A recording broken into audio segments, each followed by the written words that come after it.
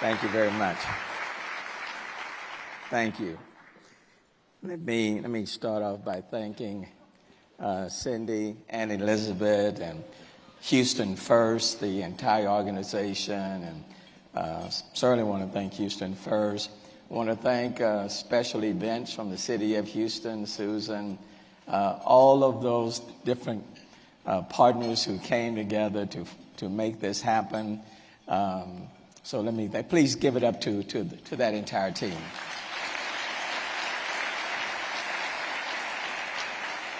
To members of the Consular Corps, and I'll see many of them this coming Saturday evening at the Consular Ball.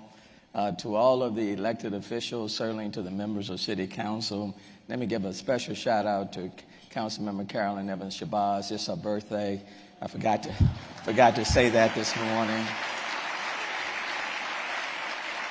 To all of the elected officials on every level, members of the congressional delegation, state leaders who are here, local leaders, superintendents, leaders from our colleges and universities and independent school districts, let me thank you for being here.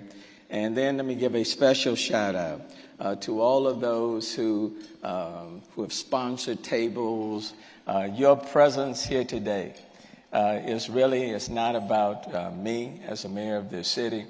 Your presence here today, your sponsorship of these tables, and as I look out into this audience, is an investment in our city. And quite frankly, it says that you very much believe in our city. Because as I look across this room, it signifies that this city is resilient, that this city is still open for business, and this city is ready for people around the world to come visit our city. So thank you for being resilient. Let me just take a few minutes and then I'm going to sit down with Linda Laurel. Over the last 19 months, we have faced many challenges on multiple levels. About 3,500 people, Houstonians, have lost their lives to COVID. This morning, when I jotted down these notes, the number was 12. That number is now 13. In terms of municipal city employees, we lost another police officer to COVID. And so we've lost 13 city employees out of that 3,500. Municipal employees, police, and fire. And COVID has been like a house guest that just wouldn't go home. No matter how hard you try to push him out the door, just is kind of lingering around. We have faced social and civil unrest, but at the same time, the city did not burn. There was not much vandalism at all in our city, and we never implemented a citywide curfew in our city. We have faced a winter storm, Uri. Literally, it shut the city down. We faced Hurricane Nicholas this summer. It wasn't a rain event, it was more a wind event. And at the same time, we have faced rising crime from 2020 going into 2021. Homicides are up, domestic violence up, and on an annual basis, 3,800 guns are stolen from vehicles in our city on an annual basis. So we have faced multiple challenges. But at the same time, this city has proven to be resilient and we push through. Let me just extend a few thank yous to some people. Let me start off by thanking our healthcare workers, our doctors and nurses and respiratory therapists.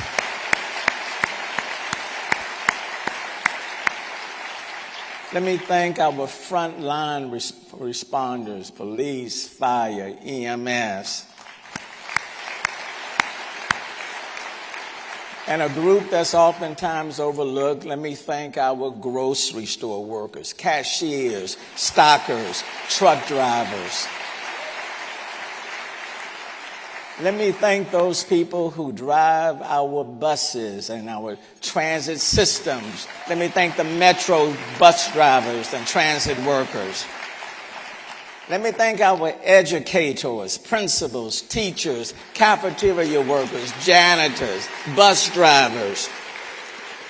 Let me thank a group of people who took it on the chin, our restaurants, who literally took it on the chin, but they innovated and they managed to stay open. Businesses still thriving. I want to thank them. Let me thank moms and dads who had to make major adjustments in attending to the needs of their kids when the schools just shut down.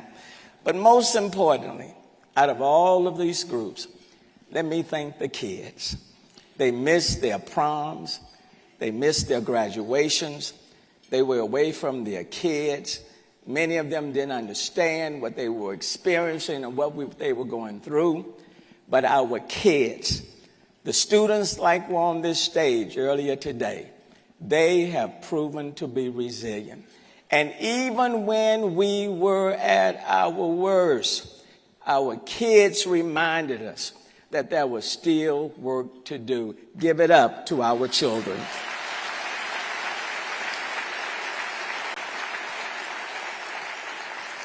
And despite our challenges, we did not stand still.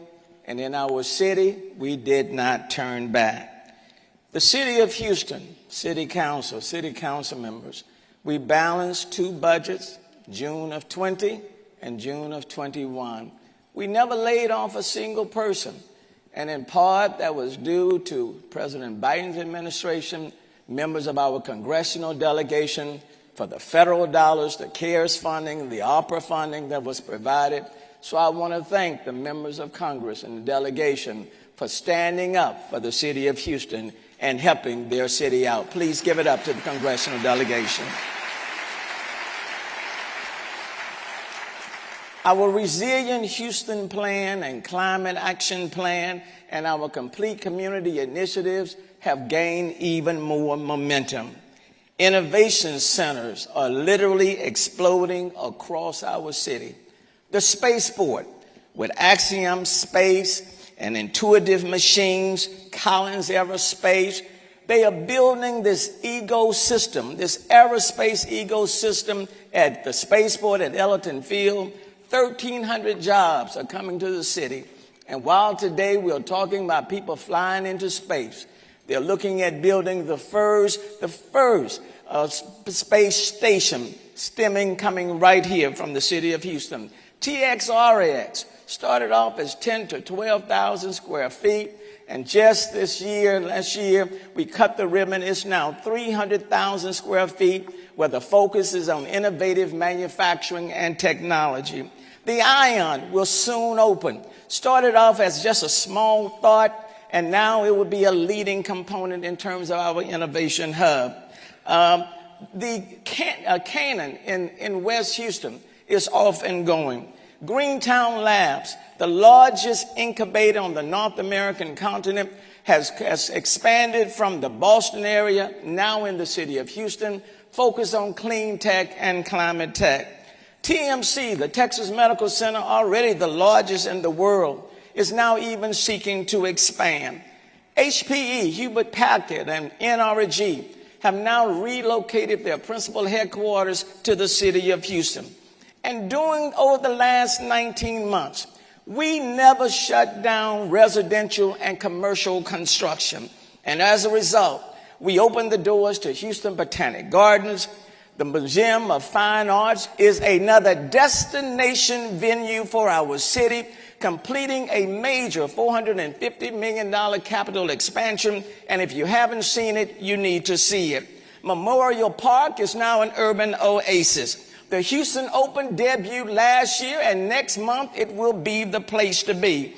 Anime Missouri and Compapalooza drew record crowds this summer. The downtown post office, the old one shut down, is now being reimagined. And now there will be restaurants, innovative workspace, a garden on the rooftop, a hotel, and it's taken off. Sunnyside, a low-income community, a landfill that was opened in the 1930s, closed under protest in 1970. It left 240 contaminated acres. pulling down Sunnyside for the last 50 years. The city is now working with energy companies. We are reimagining that space. It is now planned to be the largest urban solar farm in the country, enough power to generate 5,000 homes, take out 120 million pounds of emissions, pour in an investment of $70 million, create equitable and green jobs, and lift up Sunnyside and transform it for the better. The Top Chef will be filming now in the city of Houston. And there is talk now of building the largest sound stage in the city, in the country, where we can say to Atlanta and LA and New York, you are the Hollywoods of yesterday. Look out, the city of Houston is on its way.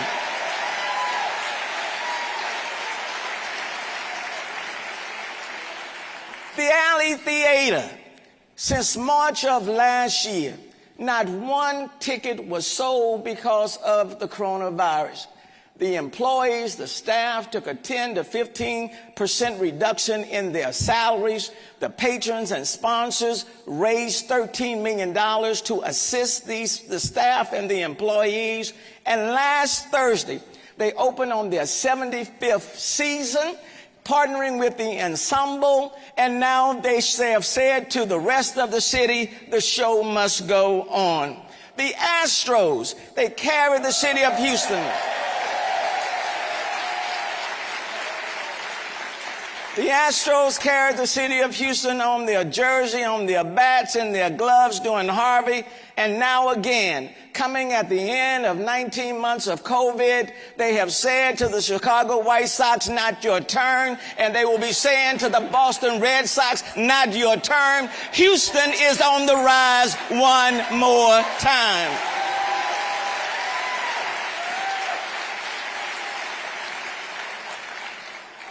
Last week, the Houston Hispanic Chamber packed a room with over 1,200 people. And I can't say enough for what they did last week. And today, I look out at this room from one to the other, and I see a lot of tables and a lot of people, which says to me, and I hope will say to you, that in this city, challenges will come, and they will. And there will be a lot of things we can't stop or prevent. But we can say that we will continue as a city to work together. Our diversity will not be a liability, but together we will work to make things happen. I want to close as I get ready to go to my seat with something that Chris Krishna said. He said, there is much to be learned from yearly seasons. Does a tree mourn the leaves lost during autumn? Does the garden mourn the flowers that have wilted? See how they all bounce back with the advent of spring and fill our lives with new freshness. It is time for us all to create a brighter, more hopeful future. Let us cheer the new dawn. Houston, we rise in the dawn of our future. Whatever we have faced in the past, that is the past. And now today, the sun is shining. Houstonians are finding their mojo. And we have decided that we do not seek to be second, we seek to be first. We do not want to be a city of two in one. We want to be one city that no matter where you come from, no matter your language, no matter your religion, no matter your faith, no matter your age, no matter your sexual orientation, in this city, we stand and rise as one. Welcome to the new dawn of our future.